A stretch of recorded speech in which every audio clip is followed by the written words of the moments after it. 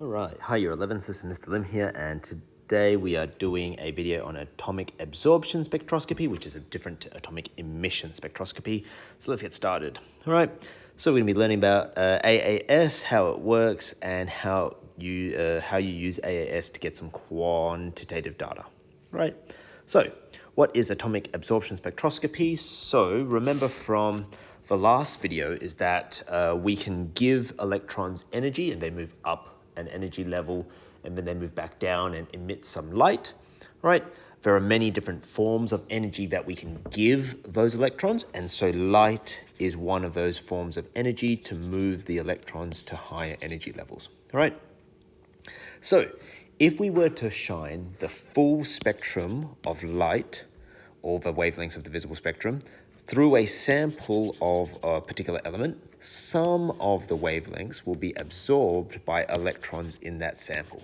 All right, so in the last example that we used, we had when electrons went up and because they were given energy in, then when they went out, they had energy out.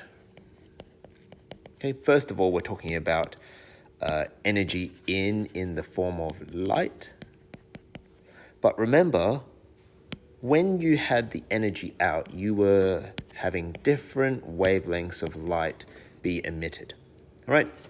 Now, those specific wavelengths of light would be the wavelengths of light that would be the amount of energy needed to make those electrons jump out for those specific samples, because remember, these three lights are specific for a particular element, and the other specific wavelengths would be specific to other elements. All right, so that's the idea, that the amount of energy, the wavelength that is gone out of for a particular element is the same wavelength that you need to go in to make it jump up and down a level.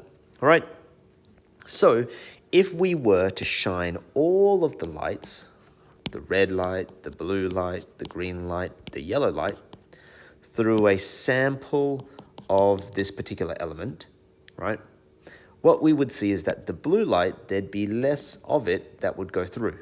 The green light, there'd be less of it that goes through, and the yellow light, there'd be less of it that goes through, but all of the red light would go through. That's because some of this blue light and blue, green, and yellow light have been used to make electrons jump up energy levels, right? And they almost instantaneously drop back down, but they might move in different directions. So some of it might go that way, some of it might go this way, and some of it might go that way, right? But the idea is that if you were to look at what you see on over here, you would see less of the blue, less of the green, and less of the yellow. And in fact, what you would see effectively for some samples is in a full color spectrum where you have red, and now this is where the part where it breaks down, but like it was supposed to be orange and blue. So it's the full rainbow colors, right? All right. What you might see, I probably should have used a highlighter there, but what you would see is that there would be black parts missing in those spectrums to correspond to the wavelengths of light that are missing because they were absorbed by the electrons within that sample, right? So you'd have the full rainbow color down here, rainbow all the way down here, all right? And then there'd be missing black lines to show that there are particular elements in that sample, and they would be the ones corresponding to the energy that went into the electrons to be absorbed by them. All right, so the wavelengths that are, what I just said, the wavelengths that are absorbed correspond to the amount of energy required for an electron to jump to a higher energy level. And so only the wavelengths that can provide the exact amount of energy are absorbed, and thus the atomic emission spectrum matches the AES for the same element. All right, so that just like this one here would be the rainbow with the black stripes. This one here would be the emission spectrum, where you see the 3 there, and then the rest of it is blacked out. Right, so that would be the emission spectrum there for this element, and this would be the emission, and this would be the absorption spectrum. All right, so they would match in their wavelengths. All right, so that is the concept of absorption spectroscopy. Now what we want to do is, so like that's when you shine all of the lights through. So this part here is a mixture of all light. That's why it's a rainbow color, right? But this is where we start getting to some cool stuff where we don't use the whole light. So instead of shining the full spectrum of light through a sample and looking for the spectrum pattern, how about we just shine the specific wavelengths of lights of that we're actually looking for? Those blue, green, and yellow, or just the blue even, all right? And if we just shine that light through the sample and check if and only the appropriate wavelength, check to see if the element is present within the sample. So effectively what we're doing is we're saying, okay, well, instead of shining the entire light sample, entire rainbow spectrum, let's just shine the blue light and see whether, if I have this other sample here, if I just shine the blue light in there, will it come out with less light because some of it was absorbed, or will it come out the exact same amount?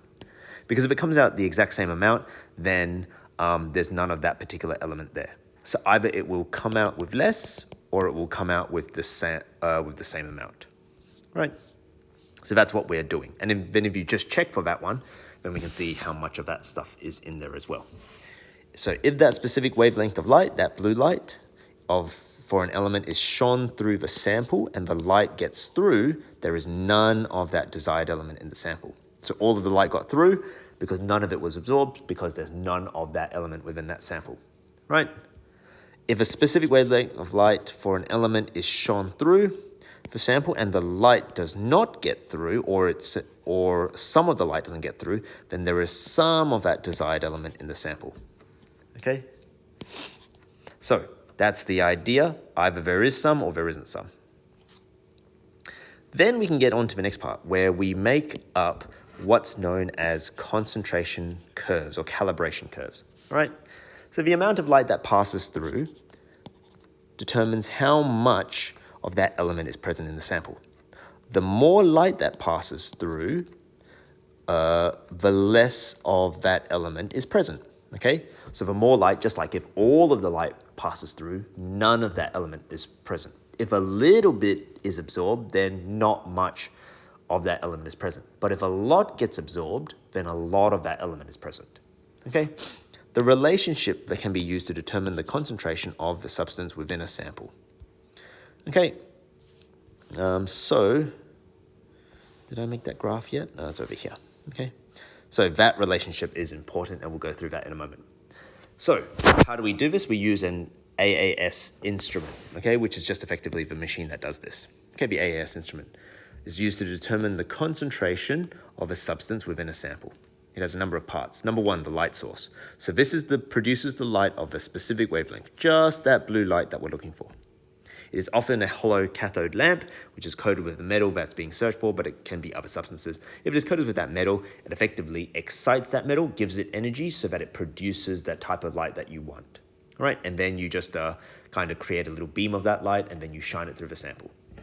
You then have the vaporizer, which is also known as the nebulizer, which combines the fuel with oxygen and effectively turns the liquid sample, what you're studying for, into a vapor, so that it's effectively a gas substance, because, you know, if you try and shine light through a solid piece of metal, no light goes through there, but that's not because the element is present, it's just because it's a solid. So you need to turn it into a gas sample so that most of the light can get through, right? So that light can pass through. Next, you have a monochromator, which effectively removes all other wavelengths, so you're just searching for that one. And then you have the detector, which detects the amount of light that gets there. Okay, so let's have a look at this system. Here, this hollow cathode lamp is producing only that specific blue light. And here in the nebulizer, it effectively turns the sample into something that the light can get through. The monochromator just makes sure that only the blue light is getting through. And then if there's a little bit of blue light getting through, the detector will test it and be like, okay, low light levels, that means that, and then it will, well, produce some data, and then you'll be able to work out what that means. But if low light levels doesn't mean that there's a lot or very little of that element, it means that there's lots of that element present. Okay, that's the idea here. All right, so let's have a look at how we can take that data and use it to turn it into numbers. So to work out how much of that substance is, we have to create a calibration curve. So what's a calibration curve? Okay, a calibration curve is created by making up known concentrations of a substance and then running it through the Aas instrument.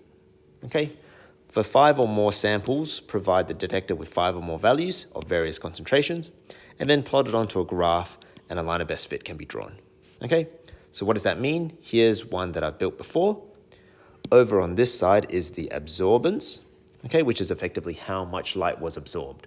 So this is more light absorbed, which means that there is less passing through, which effectively means it's this one here, where there's not much light getting through, right? Here, there's less absorbance, which means it's the solid light getting through, okay? So each of these corresponds to a certain concentration, okay? So a certain concentration.